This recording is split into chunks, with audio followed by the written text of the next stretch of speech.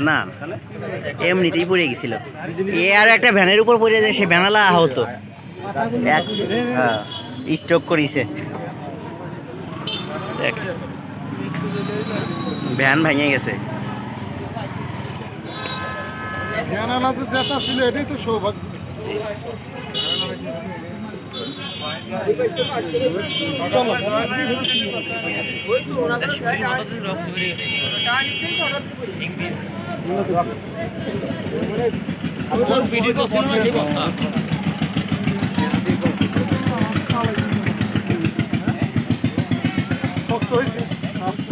ফুলিয়ে গেছে